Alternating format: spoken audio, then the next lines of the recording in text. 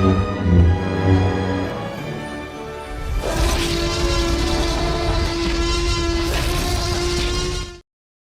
right, everybody. Here we are for episode 83 of Now Showing with Mike and Wayne. Happy belated Valentine's Day to everybody. This episode is going to basically cover Valentine's related movies. We'll see what Wayne's chose. Mine are of the bloody kind for the most part. I shouldn't say for the most part, for all the parts. All right, Wayne, why don't you get us started, though, here on this pre-Valentine's Day show here? Why Mike chooses violence, I choose love. And I'm going to start us off with 2009's The Proposal. We are talking an Anne Fletcher directed movie written by Peter Shirelli, starring Sandra Bullock, Ryan Reynolds, Mary Steenburgen, Craig T. Nelson. But I think the star of the show, we can all agree, is the late, great Betty White. If you have not seen this gem, this underrated gem, it's only rated a 6.7 on IMDb, Criminal. This is a rom-com that all of the rom-coms should be judged, in my opinion. So, little rundown here. And for 3 years, Andrew Paxton, played by the great Ryan Reynolds, has slaved as the assistant to Margaret Tate, Sandra Bullock, the hard-driving editor at a New York publisher. While Margaret, a Canadian, faces deportation for an expired visa, she hatches a scheme to marry Andrew. He agrees if she promises a promotion. A skeptical INS agent, those are the deport illegal aliens, quote unquote, that's another topic in and of itself, which we're not going to get into, vows to test the couple's knowledge and feelings for each other. They fly home to Andrew's home state of Alaska for his grandmother's 90th birthday, played by the amazing Betty White. So, honestly, the first thing that comes to mind when I think about this movie is the fertility dance that Betty White has Sandra Bullock go through. Yes. To the window, to the wall.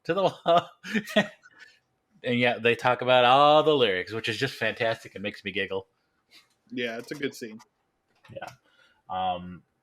Just good. Just really, really, really, really good. And it's got the stereotypical dun dun dun plot twist type thing. 2/3 of the way through the movie. It's not anything that isn't.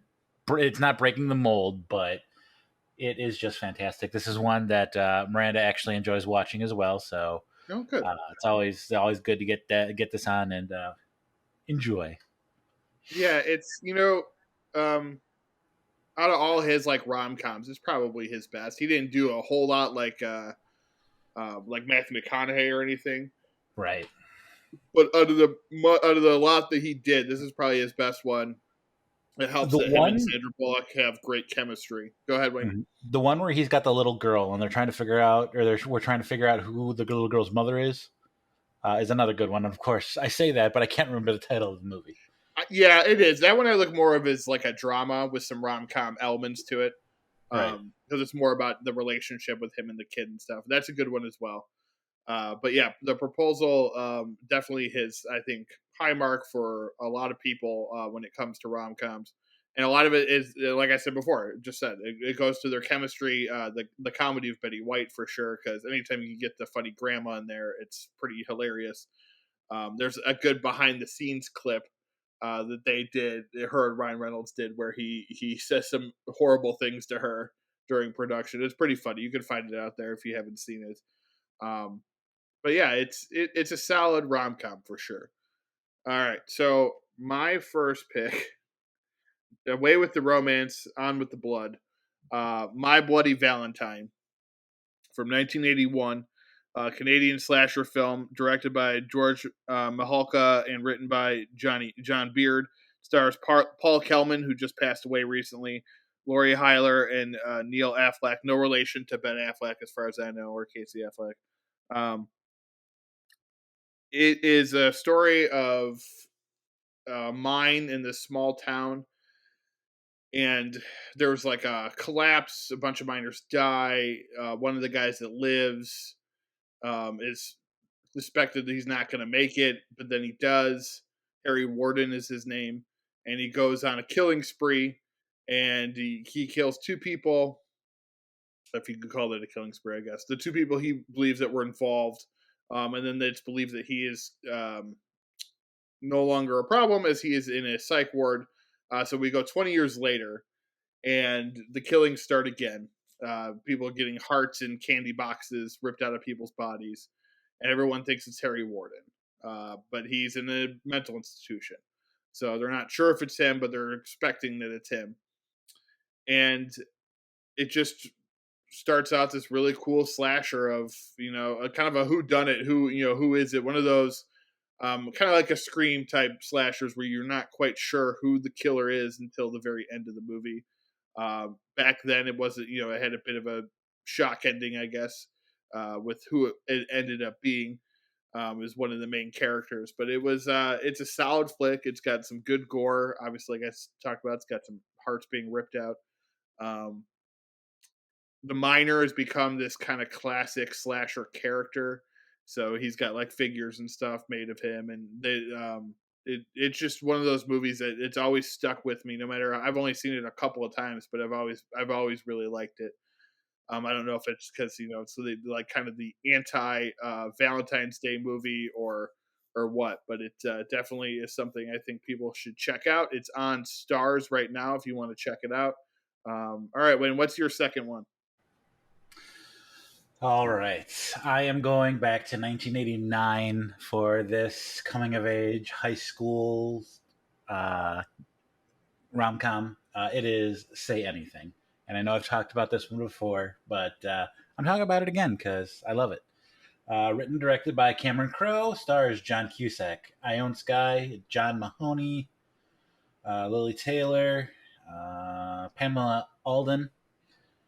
You may know her from Californication. She is also the voice of Bobby Hill on King of the Hill. I love her. She's hilarious. And yeah, let's get into this story that makes me chuckle so much. High school senior Lloyd Dobler wants nothing more than to go out with beautiful and intelligent Diane Court. Lloyd attempts to win her heart over the objections of her overprotective father before Diane leaves for a scholarship in England.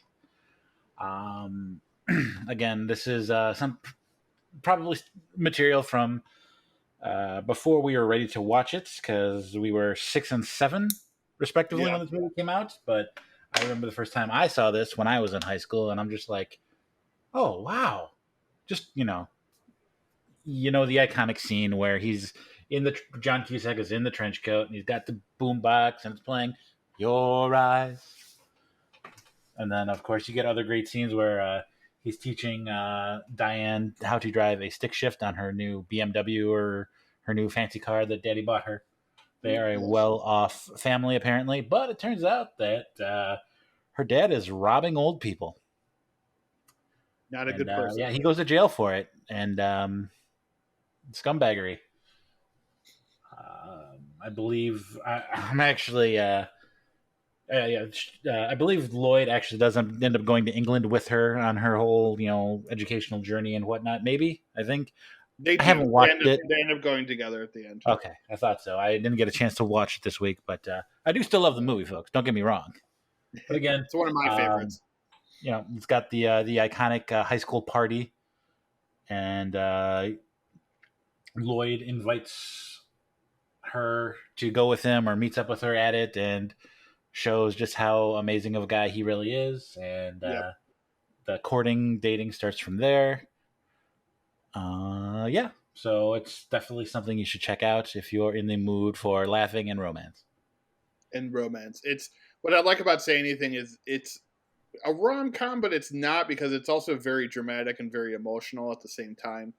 A lot of the things that she's dealing with, being kind of the smart nerdy girl, and then her father gets caught and is going to jail. I don't believe he actually ends up going to jail till like the end of the movie, but like the whole movie, you know that's inevitably where he's going to end up. And he's still trying to be the protective father, but at the same time, you find out he's really not that good of a person. He doesn't see a lot in Lloyd, but Lloyd basically is like, well, at least I'm not a criminal. So it's just one of those classic romance movies, and it's always been one of my favorites. I love that Lloyd Dobler is like the kind of anti heartthrob. Wears a trench coat, looks kind of goth like the whole time. Is not very not what you would think like back in a time when like Pretty in Pink and 16 Candles were made, and those heartthrobs. The jock, the Ken doll looking guys. Yeah. I think that's why I've always liked. Huh? Sorry. This is also a good introduction into the kickboxing and mixed martial arts sports genre. Yes. That is Lloyd's focus and the aspirations in life. Yes, it is. Is it I do also in this as well? Am I having a stroke? Who? Or Joan Cusack, isn't she in this as well? She might be in it. I know Jeremy Piven's in it. Because isn't he? I know that he's the uncle, and he does that whole deal. And well, Jeremy Piven's one of his schoolmates, right? Yeah. I'm not sure if Joan Cusack is in it. She might be. I know she was in a movie with him back then. But yeah, it's a really good film, and I've always kind of touted this one as one of my favorites. I like my rom-coms a little bit more. It's not because it's not dark, but a little more dramatic, I would say. Some Kind of Wonderful is another one I really like, which I feel is a bit more dramatic. So I think this kind of is in line with that. So if you haven't seen Say Anything, you're definitely missing out. I know my wife, I think, said she's never actually seen it all the way through. I was like, what? So that'll have to change at some point. Joan Cusack is in it. She is uncredited as Constance Dobler, his older sister. Oh, okay. I thought I was going to check myself for a stroke again. Losing my mind. All right. So my next one is a 2001 slasher that I just saw within the last couple of years for the first time, called Valentine. It is directed by Jamie Blanks. It stars Denise Richards, David Boreanaz, Marley Shelton, Jessica Capshaw, and Katherine Heigl. It's a slasher about a bunch of college girls like getting ready for Valentine's Day, and something happened a while back, and there is a killer out there who's going out there and killing people. And again, it's similar to like a Scream or I Know What You Did Last Summer. You don't know who the killer is until the end. It's one of those. In the 1988 dance, Jeremy Melton, an outcast student, asked for 4 popular girls to dance. The first 3 girls, Shelley, Lily, and Paige, reject him spitefully and cruelly, while the 4th girl, Kate, politely responds, maybe later. Their rich friend, Dorothy, accepts Jeremy's invitation, and they proceed secretly to make out underneath the bleachers. When the school bully, Joe Tolga, and his friends discover them, Dorothy claims that Jeremy was sexually assaulting her. And so that leads to a lot of, the kid is like put in jail, and I think it's suspected that I can't remember if he kills himself or if he's dead or whatever. So then 13 years later, people start dying, and the people from that group of friends start to die. So then everyone starts to kind of piece it together. I don't want to spoil it, just in case. It was kind of like a little known movie that when it came out, it was made by a big studio, but not a lot of people saw it. So it is now has a Scream Factory special edition Blu-ray. That's how I watched it. It's definitely, I think, worth watching. It's not the best slasher, but it definitely fits in with the holiday theme of Valentine's Day. And the killer is pretty cool, like the mask and stuff. So definitely recommend checking it out if you haven't seen it. Worth your time. It's on Shudder right now, so check that out. Wayne?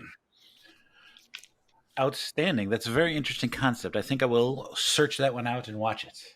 Maybe tomorrow for a Bloody Valentine's Day gift to myself. All right. So in researching this and trying to make the decisions, there are so many rom-coms. So many. I mean, you have the god-awful 2010 film Valentine's Day starring everybody. Everybody's in it. I'm in it for a little bit if you look closely enough. Don't check. Just take my word for it. I'm there. Gosh, you've got Always Be My Maybe. You've got The Big Sick. You've got Southside and You. If you're not familiar with that one, it's about the Obamas. I have courting not in watched the that one yet. south side of Chicago. I haven't either. You've got some of my favorites like Crazy Stupid Love, Serendipity, About Time, one of my all-time favorite rom-coms, but I'm not going to talk about it today. I am going to choose one that is near and dear to my heart that was my fall asleep special on nights where I couldn't sleep. That is 1993's Sleepless in Seattle.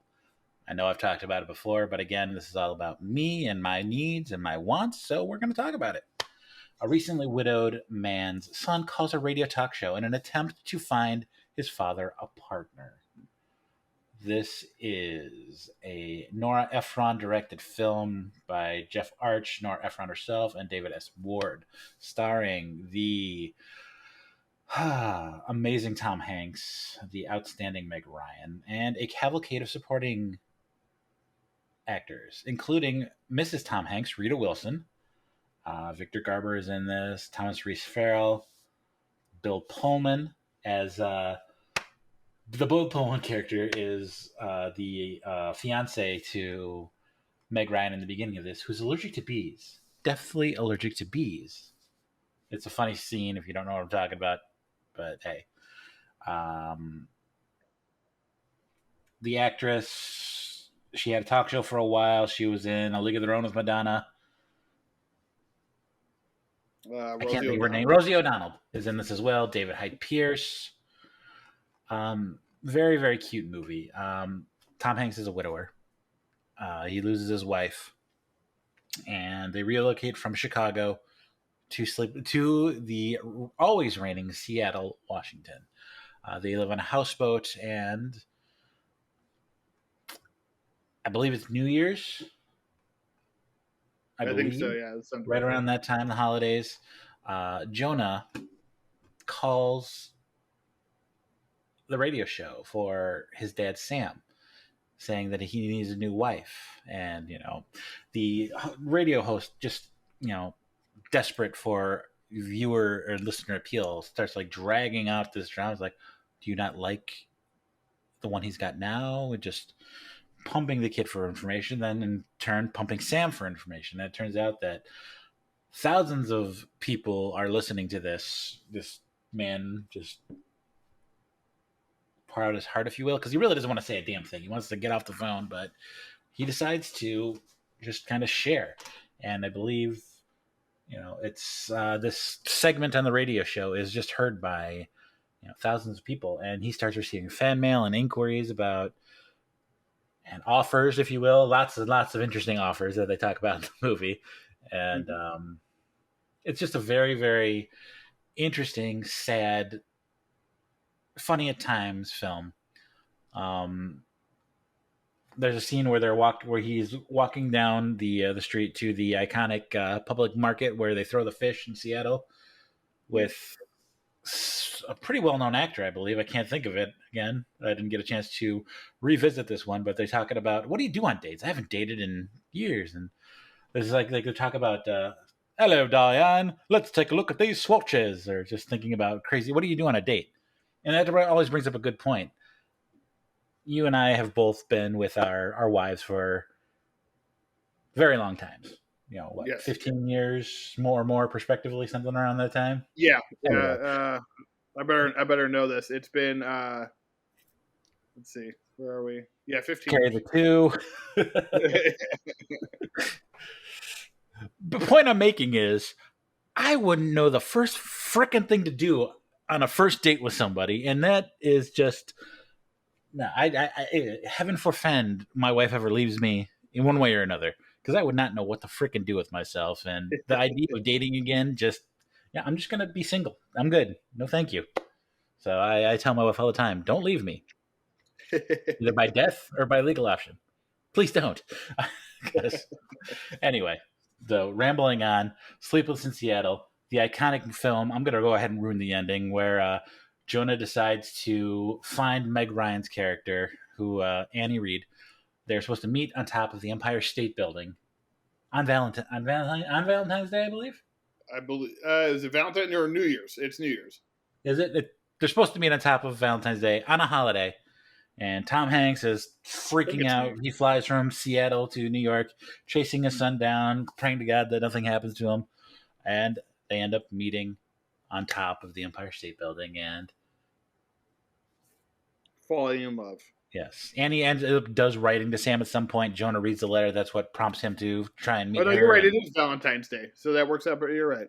It's Valentine's Day. That's what I thought, but hey, I don't often question the experts. So okay, I'm going to end this rambling segment of mine with please watch 1993 Sleepless in Seattle again because you will continue to love it as much as I do. It's a great rom-com, that's for sure. All right, so my last Bloody Valentine movie is actually the remake of My Bloody Valentine called My Bloody Valentine 3D. It was released in 2009, directed by Patrick Lussier, who is also the editor of the film and the editor of Scream and a bunch of other horror films and movies. He wrote it with Todd Farmer and Zane Smith from the screenstory by Stephen Miller, who was co-writer of the original film. This one stars Jensen Ackles from Supernatural, Jamie King, Kerr Smith from Final Destination, Edie Gathegi, who was in the Twilight movies, Betsy Rue, Megan Boone, who's in Blacklist, Tom Atkins, who's a horror icon, and Kevin Tighe. It is similar setup than the first movie, except in this one, the young adults who are the main characters in the first film, they were like babies when the mine incident happened. In this one, Jensen Ackles and Kerr Smith are actually working in the mine when all this goes down. And Jensen Ackles' character, he plays Tom. TJ is the same character from the first movie. It was kind of his fault that all this happened. And then Harry Warden is same person. He is left, he's basically in a coma. He wakes up, and instead of killing 2 people, though, Wayne, he kills 22 people. So he goes on a much more murderous rampage. They felt that they had to up the... Good. Yes. The effects in this one can be a bit cheesy at times, only because they did a really heavy on the 3D stuff where they wanted stuff flying at the screen. But the deaths are pretty enjoyable, I would say, overall. Like I said, there's a lot more of them. So instead of 20 years later, it's just 10 years later. So he's like 19 when he's working in the mine, and then he comes back when he's like 29, 30 years old. And he's going to sell the mine because TJ, Jensen Ackles' character, his dad owned the mine, and his dad passed away. So he's going to sell it, be done with it, get rid of it. But of course, he's in town, and the murders start again. And, people start speculating that it has to be him, or it's Harry Warden, or it could be a number of people. This one does it almost like it's either mentally or supernaturally, because the killer ends up being, I won't spoil it, but just the main killer ends up having like a split personality, and the other personality is the minor character. Now, I would argue that at the end of the film, they actually posit that he may be possessed by the old Harry Warden minor. But they never really address that. It's just a line that I noticed only this time that I watched it, where they say, I knew it was you, Harry, or something like that, implying that it's the same person. When obviously it's not. So that made me go, well, wait a minute. Were they going like a supernatural way? But then if you go to Wikipedia, it describes it as like a split personality type of thing. So I don't know. It's just something interesting, I think, to talk about. It's a fun remake. It's not as good as the original. The original is a very solid slasher. This one's pretty cheesy, but it is a lot of fun. It's fun to see Jensen Ackles away from Supernatural doing something a little different. Jamie King is always good in these type of movies. She shows up in a couple of these horror remakes. Kerr Smith, as we talked about, he's from Final Destination and plus plenty of other films. So, he's been in the Dawson's Creek. Hello. Yeah, Dawson's Creek. That's what I thought, but I never watched it, so I wasn't sure. It's definitely, I think, a good remake to watch out of all the remakes that are out there. You can catch it on HBO or HBO Max right now. Well, it's worth your time. I think if you like cheesy horror films, don't get me wrong. I'm not saying this is a great movie or anything, but it's a cheesy horror film. And it's close to the original enough to where if you don't have stars, you could watch this one and I think get the same kind of stuff out of it. So a lot bloodier, not as good, but a fun watch. So check it out. We get to my recommendation. All right, so next we are going to go into our reviews of the week. You're changing it up every week. I like it. Got to go Cupid-y, lovey, you know. Yeah, true. So we are going to start with the romance film that we reviewed this week. And I'm sure a lot of people are familiar with it being in theaters right now. It is called Marry Me. It is in theaters and on Peacock. It stars Jennifer Lopez and Owen Wilson, along with Maluma, Sarah Silverman. And it is a story about a huge popular singer played by Jennifer Lopez. And she is going to marry her boyfriend on stage to their song. They have a song called Marry Me. And that's what the whole premise is. They're going to do it in front of, thousands of people in the crowd, millions of people on the internet. It's this huge spectacle. It's directed by Kat Cairo, written by John Rogers, Tammy Sager, and Harper Dill. And so they're at this big concert, and Owen Wilson gets dragged there by Sarah Silverman. He brings his daughter with, and they're just in the crowd as they watch this whole thing go down, where it's released in the tabloids that the boyfriend is cheated on her with her assistant. There's photos and video evidence, so it's undeniable. And she, kind of has a nervous breakdown. And she picks a guy out of the crowd who's holding a "Marry Me" sign. That's their song, and it's Owen Wilson. And so he plays along. He goes through the whole marriage thing in front of everybody. He kind of doesn't want, he's a nice guy, so he doesn't want to make her look bad or anything. So he just kind of plays along. At the end of the night, they go their separate ways. She's kind of a mess. Her and her manager are figuring out what to do, pay him off basically, and it'll go away in a couple months.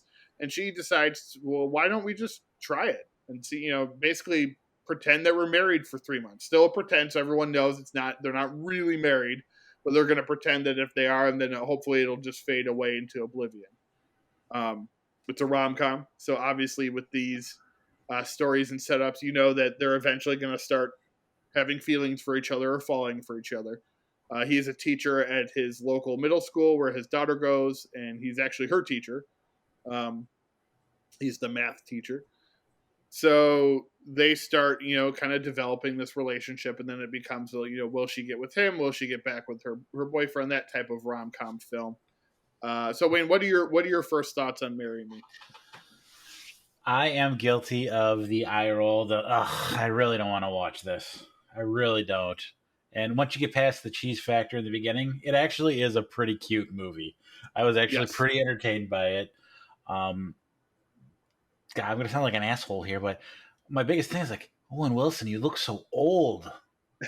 Golly, I'm thinking I'm going to watch like a Wedding Crashers where, youthful and vibrant, and he's just like, eh.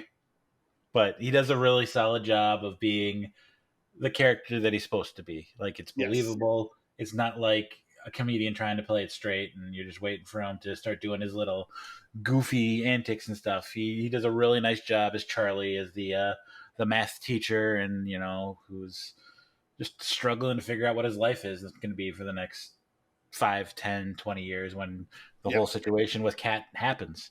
I absolutely love John Bradley, Samwell Tarly from Game of Thrones, if you will. But he does a nice job distinguishing himself as the Colin character, as the manager. And you don't really, he's not typecasted, and I'm happy for that because I do really enjoy his work. Chloe Coleman, what can you say? Another really nice performance out of her. Obviously, Gunpowder Milkshake, which we reviewed a couple months ago. Yep.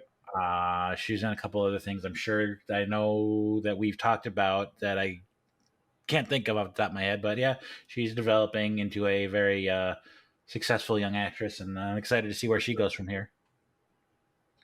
Yeah, you're right. Like the beginning is very cheesy, and you kind of just have to go with it to get into this movie. I do like I did while I didn't really care for the "Marry Me" song that much. I do like a lot of the other songs that popped up throughout the movie.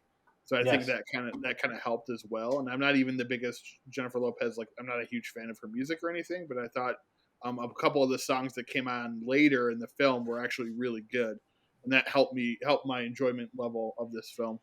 Um, yeah, I mean it's a rom com, so it ends how you think it's going to end. Hustlers was a nice different kind of genre for her to get into. This is more of a return to form for her. I do think it's interesting that it took her this long to combine music into movie. That she never played like a music star before, because this is like the perfect outlet for her, because that's what she does. You're forgetting about Selena. Well, yeah, I know, but that was somebody else's music, and that wasn't a rom com. She's done several rom coms that never involved music, which is kind of what my point. You're right, she did do Selena. I was going to say, what are you talking about? There's romance in Selena. Oh, wait, it's not a comedy. Yeah, not a comedy. And by the way, because that was before she was a huge music star, she did not sing any of those songs. So that was all either someone else, or it was actually, I think it was mostly just Selena's songs. The audacity. I know. Well, she wasn't really a singer yet, so I don't think they really trusted her to do those songs. So it's an interesting tidbit about Selena. But yeah, I didn't expect much out of this movie, honestly. The main reason we reviewed it was because we try to review as many of the newer movies as possible, and this is at least a newer movie I think that people will recognize because it's in theaters and on Peacock same day. It's if you like these type of rom-coms, it's definitely worth your time watching. I don't think you'll really be that disappointed. Just don't get your hopes up. It's not something that's going to surprise you, I don't think. But it is charming, and I think what really makes it work in that after that beginning halfway that you were talking about, the cheesy part, is the chemistry between Owen Wilson and Jennifer Lopez. They're really funny together. They're really good. You can tell that they got along, and it works in the film. Sarah Silverman is also, I think, pretty funny. You could tell she kind of tried to push the envelope a little bit with some of her lines. Typical Sarah Silverman. But yeah, overall, and you're right, Chloe Coleman is really good. So overall, I think it's an entertaining film, good rom-com. I would say, I don't know, 6.5, 7 out of 10 for sure. Wayne, you? I was right there. I was going to say around 6.5. Yeah, I think 6.5 is a good score for this. It's nothing that's going to blow your socks off, but it's a entertaining film to watch for about 2 hours or however long it is. Yep, surprising. So yeah. Surprising. Yeah, exactly. I'm not a huge fan of her rom-com, so I didn't expect to really like it as much as I did. But again, temper your expectations a little bit, I would say, because it does have a lot of the same tropes that people get annoyed with, I guess. All right, so our next one is the one I was more excited for, and I think was pretty good. So we'll get into that one, and that one is KIMI. It's directed by Steven Soderbergh. His I think it's his third straight HBO Max streaming one, but his fifth straight streaming movie. This one, you could tell it didn't cost a lot of money. There weren't a lot of sets and scenes outside of certain places. It's written by David Coep, and it stars Zoe Kravitz. She's basically the person that you see the entire movie. There are a couple other people in it. Rita Wilson, who we talked about earlier, she's also in it. Pause, your girlfriend. Woof. Huh? Devin Durate. I was quoting. Oh, yeah. Devin Rattray from Home Alone. Yes. Who I thought was funny. Plays a character named Kevin. When he said his name, I was like,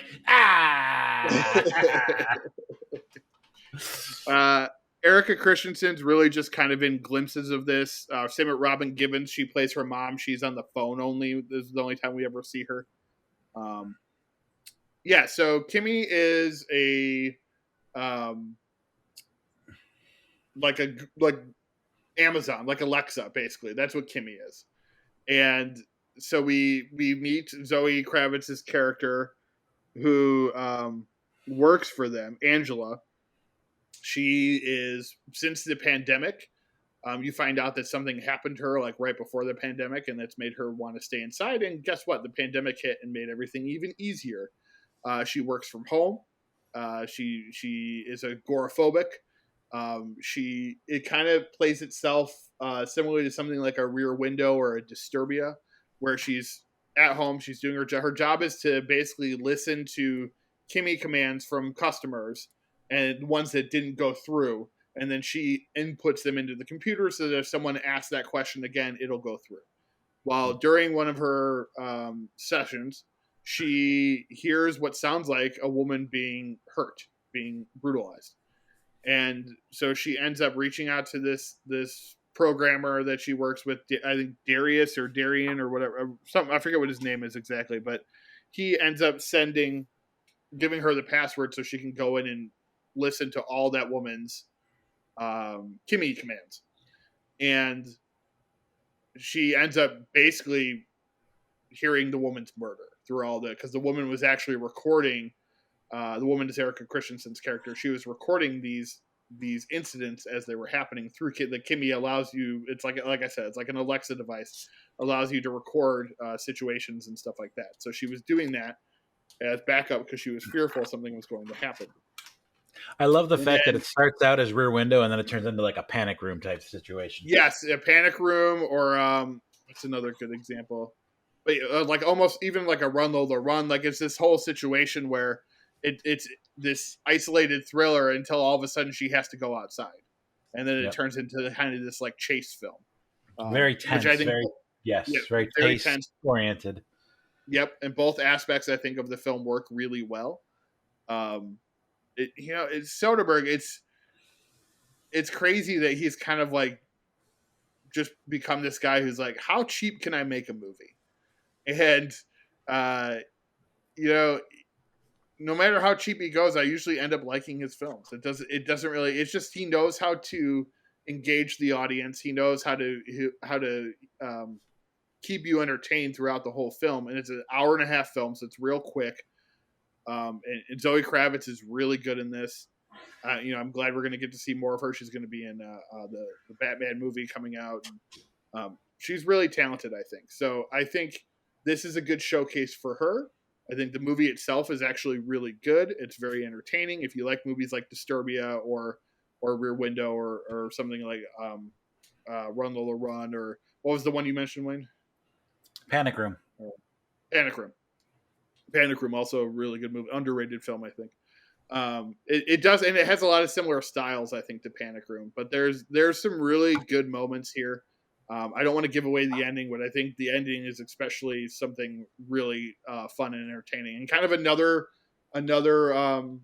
tone change. Like that's the thing. Like it changes tone a little bit throughout the film, and you kind of have to be ready for that. And I think the ending kind of has this significant tonal change that kind of changes the character too for us in a good way, not like, oh my god, that's unbelievable. In a way, I think that is believable. They set up some things earlier that lead, when the things happen at the end of the movie, you go, oh, okay, well that actually makes sense now because they explain this. And they did it very slightly too. It wasn't like a huge explanation. So I thought that was really clever. It really works. And he's to me, he's one of my favorite directors. And I made the joke with my buddy, like, because he said, Steven Soderbergh said he'll never make a superhero movie because no one fucks in it. And I'm like, first off, there better be some in this movie because he usually doesn't put sex or anything in his films that much. And there was a sex scene in this film. And then secondly, I told my buddy, I'm like, you know what? I would actually like to see him make a superhero movie for like $2 million with an iPhone camera. Because that's essentially how he likes to make his movies now. Unlike James Cameron, he takes things away, where James Cameron keeps adding things. So I think it's interesting to see the kind of filmmaker that he's become kind of in his older age, where he's more like, let's just do it with me holding an iPhone and we have a screenplay and 2 actors and go. And that's essentially your movie. I feel like that would end up being a lot like Unbreakable. Yeah, it could be. You're right. It could be. But without the special effects budget. And more sex. Yeah, that scene was unexpected and It was, yeah. Wow. Okay. It definitely was not something I was anticipating. But this to me, this was a solid film. So I would give it a 7.5 or 8 out of 10. I really dug this film. I wasn't expecting much just because I know it's Soderbergh, so I was excited to, but I didn't know much about it. I hadn't seen a trailer, so I didn't know what to expect, I guess.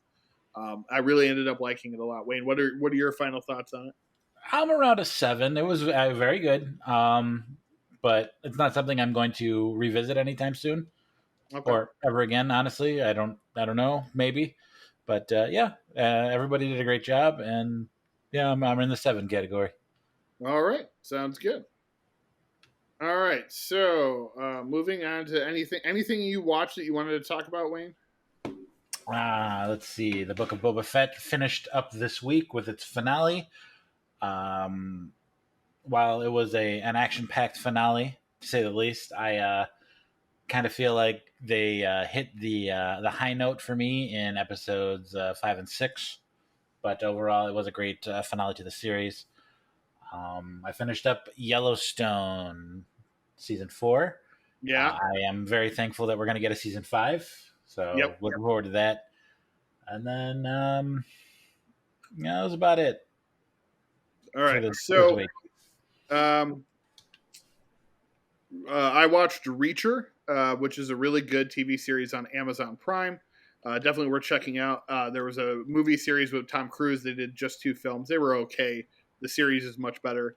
And then I saw, this will segue into what we're going to talk about in a minute here. One of the best performances from last year, I think, that went highly unnoticed by the Academy and many other awards was Pig with Nicolas Cage. And he gives a very subtle, un-Nicolas Cage type performance in this film. It's really something to see. You definitely need to check it out. It is on Hulu right now, so go check out Pig. But we're going to get into the Oscar nominations here a little bit.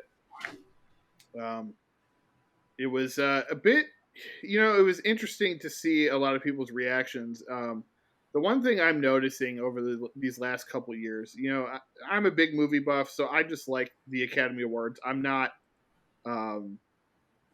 like sitting here like, oh my god, I can't believe they did this or they did that. But I feel like it's become, Wayne, like just people wait for the award nominations just so they can get pissed off. Yeah, they have something to complain about. And that's not entertaining to me. I get that they mostly get it wrong. I understand that there were a lot of movies that were left off that people wanted nominated. And I agree. There was plenty that I would have picked over some of the ones that were picked. But out of most of the ones they picked that I've seen, I agree that the performances are really good or the movies are really good, and they're just not maybe something I would pick. But I think they did a pretty good job for the most part. I know people were upset Spider-Man didn't get nominated. It's a superhero only film. one way. It's got that stigma against it, so I wasn't expecting It does. And I told my buddy, because he asked me about it on Facebook, and I said, the thing it had the one thing it definitely had going against it was that they nominated Dune and they nominated Nightmare Alley, which are two kind of genre films. One which made a lot of money and did really well, but was a big box office sci-fi movie, and the other one which wasn't really a big box office hit, but it's Guillermo del Toro, so it's kind of like a genre, a different genre for him in a lot of ways, but still it's a genre movie. It's not a broad film that everyone's going to like, which we talked about on when we reviewed it. Let me ask you this: are you surprised to see West Side Story nominated? Because from what I've heard, a lot of people were kind of panning it. Not from what I heard critically, because critically it was like 97% or something like that. It was one of the highest rated films that got nominated. But I know like it didn't make any money. That was their big thing. But I did hear a lot of people actually were still upset that some of the other actors didn't get nominated, that the supporting actors outside of the one girl that got nominated, they felt that there were 2 guys in there that could have been nominated. But yeah, I mean, I was more trying to like best picture, like the one I think that really pissed a lot of people off was Don't Look Up. And I know we like that movie a lot. I don't know if I would necessarily pick it as put it in my top 10 either. But I thought it was a really well made movie, and I think people like to get mad at things now, and that and being the Ricardos are the two things that they want to get mad at. Yeah. I myself I'm going to make an effort to see Drive My Car and Belfast. Those are the two that Yes, really interest me that I haven't seen yet. yes, Licorice Drive Pizza My also Car. needs to be on the list as well. But I think, yeah, for me Yeah, anyway. Drive My Car is definitely one that a lot of people were happy that it got nominated. So it's like you have to kind of give and take, I think, with the Oscars a little bit. Like a Drive My Car getting in and being nominated for Best Picture, Best International Feature, Best Director is huge.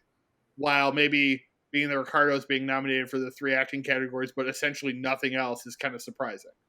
So you kind of just have to take the good with the bad, I guess. The movie Flea, which I haven't seen yet, which is on Hulu, got nominated for Best Documentary, Best Animated Film, and Best Foreign Film. So that's big too. That a movie has never done that before.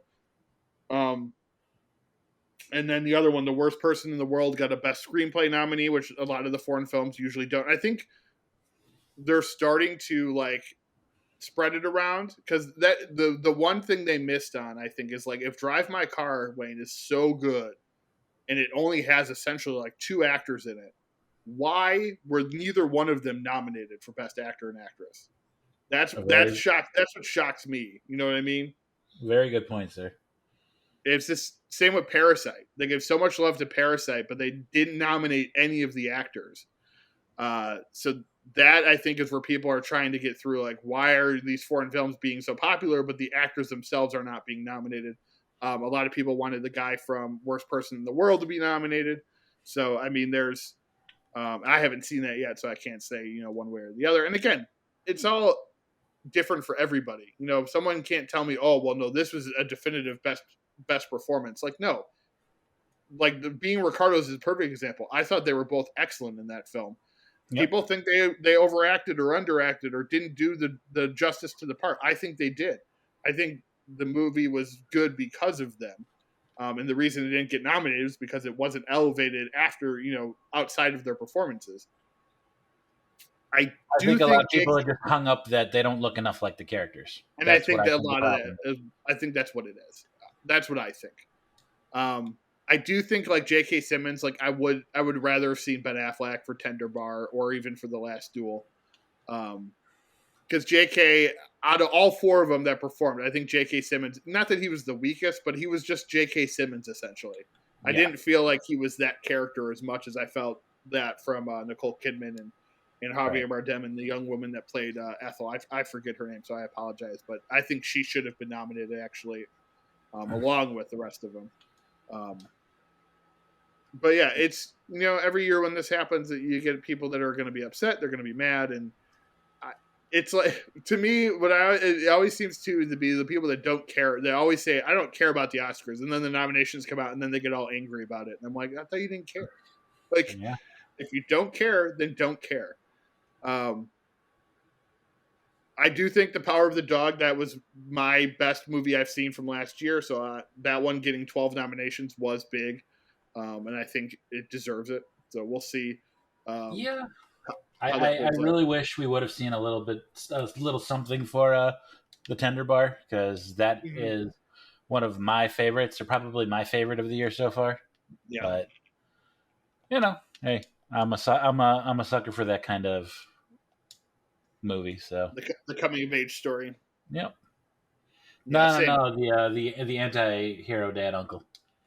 Oh yeah, that too. He'll guide you the right way, or he might give you a backhand. He'll lend you $20, but he'll also show you what a dirty magazine looks like. Yes, very true. Anyway. Yeah, so that's if you guys got any questions or you want to, if someone wants to come on and talk about the Oscars, we could do that. I just and I enjoy them for what they are. I don't put any more on them than needs to be. Us, the audience, decides what's going to last, not the Academy Awards. So 15 years from now, something like The Tender Bar, people could revisit and be like, oh, you know what? This actually is a good movie. And something that got completely ignored. Or Pig with Nicolas Cage. A lot of people that I would honestly put that in my top 10 of last year. And it was nowhere near any of the nominations. So there's just so many, things that are going to live on that people aren't even talking about right now. So it's just, don't get upset by it. Just if you like watching the ceremony, like I do, watch the ceremony, and that's it. That's the way it goes. So that's it. Those are my thoughts, Wayne. Any final thoughts on the Oscars? Nope. Just let's see who wins. Yep, exactly. Looking forward to it. That's for sure. They are having a host this year, correct? They're not going to. Apparently they're going to do a host every hour. Interesting. It's like 3 hours. They're going to break it up into 3 sections, and they're going to have 3 different hosts. They haven't announced anybody yet. They have till the end of March. That's when it's going to air. So I'm assuming by March we'll know probably who's going to be the hosts, if that's indeed the way they go. But that's what I heard is they're going to do like 3 sectioned off hosts. So, you think we're going to see Seth MacFarlane again? Maybe, I don't know. That would be interesting. Hopefully they go for more entertainment value. It's always weird when they pick like just an actor to do it, because actors are not always like comedians. You got to pick someone who can be funny in front of an audience. And a lot of times actors are not that. So, all right. So news this week, David Lynch joined Spielberg's semi-autobiographical film, The Fabelmans, in a secret role. Euphoria renewed for a 3rd season after audience has doubled since season 1. Eddie Izzard will star as Nina Jekyll in new adaptation of Dr. Jekyll. Buddy Gilpin to play Anna Nicole Smith and Hurricane opposite Holly Hunter as Anna Nicole Smith's therapist who tried to save her life. Peter Ramsey directing Vampire. Huh? I love that. That seems like it's going to be very interesting. Yes, it's very interesting. I'm not the biggest Anna Nicole Smith fan or anything, but I do love Betty Gilpin. She is fantastic. Exactly. I knew you would like that because Betty Gilpin is someone we like here at the show. Peter Ramsey directing vampire noir film Blood Count for Paramount. National Treasure series cast Catherine Zeta-Jones in a lead role. Focus features Peacock and Jordan Peele's Monkey Paw Productions have bought Honk for Jesus, Save Your Soul, straight out of Sundance. It stars Regina Hall and Sterling K. Brown. It will debut in theaters and on Peacock the same day. Dune 2 starts filming this summer. Andor already renewed for season 2 at Disney Plus. That's the Star Wars show with Diego Luna. The Dune 2 and the Andor renewal got announced by Stellan Skarsgård, who's doing an interview, and he was like, yeah, I'm shooting Dune 2 this summer. And then I go right into season 2 of that Star Wars show I'm in, and everyone's like, was he supposed to announce that? Because season 1 is wrapped and is going to air this year, so at some point. Reacher already renewed for season 2 just 4 days after season 1 came out. Just Watch Me has Gerard Butler robbing rich people in new heist thriller. Kristen Wiig and Laura Dern team up for new comedy series Mrs. American Pie over at Apple Plus. Michael Jackson biopic called Michael is happening over at Lionsgate. Early Edition being rebooted at CBS with a female lead. Anthony Ramos joins Marvel's Ironheart in secret role. Russell Crowe joins Aaron Taylor Johnson in Marvel and Sony's Kraven the Hunter. Morgan Freeman and Josh Hutcherson to star in 57 Seconds, a new tech thriller. Charlie Hunnam, Jaimin Hansu, Ray Fisher, and more join Zack Snyder's Rebel Moon. Michael Mann to direct Ferrari, starring Adam Driver, Penelope Cruz, and Shailene Woodley. Issa Lopez is the girl with 1,000 names, bought by New Line. She will write and direct the film for HBO Max. Adrian Brody joins Ghosted with Ana de Armas and Chris Evans. The Rookie getting a spinoff starring Niecy Nash as an older FBI rookie. She will have two-episode arc on this season of The Rookie to set up her spinoff show. Bill Nighy joins The Man Who Fell to Earth Showtime adaptation. He will play the part Bowie played in the movie. She Will, starring Alice Krieg and Malcolm McDowell, bought by IFC Midnight and Shudder. The Last Dragon screenwriter working on a sequel. Brie Larson and Jeremy Renner get their own docuseries at Disney Plus. Series is at Disney Plus. They're going to be separate series. Slasher returning for season 5 at Shudder. Creepshow season 4 starts filming soon. Dario Argento's new film Dark Glasses, bought by Shudder. Megamind sequel in the works. This was announced during a DreamWorks Twitter thing where they released text messages between DreamWorks and Megamind. Blade Runner 2049 sequel series from Ridley Scott lands at Amazon. Greta Gerwig has cast Simu Liu from Shang-Chi, Legend of the Ten Rings, in her Barbie film starring Margot Robbie, Ryan Gosling, and America Ferrera. Margot and Ryan will be playing Barbie and Ken. Release is coming up. Cheaper by the Dozen remake hits Disney Plus March 18th. The Dropout debuts on Hulu March 3rd. West Side Story hits Disney Plus and HBO Max March 2nd. Firestarter with Zac Efron in theaters and on Peacock May 13th. Shining Vale with Courtney Cox, Greg Kinnear, and Mira Sorvino debuts on Starz March 6th. Obi-Wan Kenobi debuts May 25th on Disney Plus.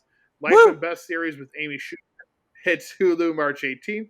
The Weekend Away with Leighton Meester hits Netflix March 3rd. And The 355, which was already in theaters, comes to Peacock February 21st. That seems to be something Universal's going to be doing. They're either going to be doing day and date release with their movies on Peacock, or they're going to, let them be in theaters for about a month before they release them on Peacock, which is what's happening with the 355. All right, that's this last week. Robert Blaylock, visual effects artist for Star Wars and co-founder of ILM, dead at 73. Doug Trumbull, director, visual effects artist, and inventor, dead at 79. Betty Davis, funk and soul singer, dead at 76. Jeremy Giambi, former baseball player, dead at 47. And Isabel Torres, a Spanish actress, dead at 52 from cancer. So that's our show for this week, everybody. We hope you enjoyed it. We always have fun doing these. Have a happy belated Valentine's Day. Hopefully you'll enjoy some of the movies we talked about. Thank you for listening to Now Showing with Mike and Wayne. Ronald Reagan, the actor? Hasta la vista, baby. Hey, everybody, we're all gonna get laid.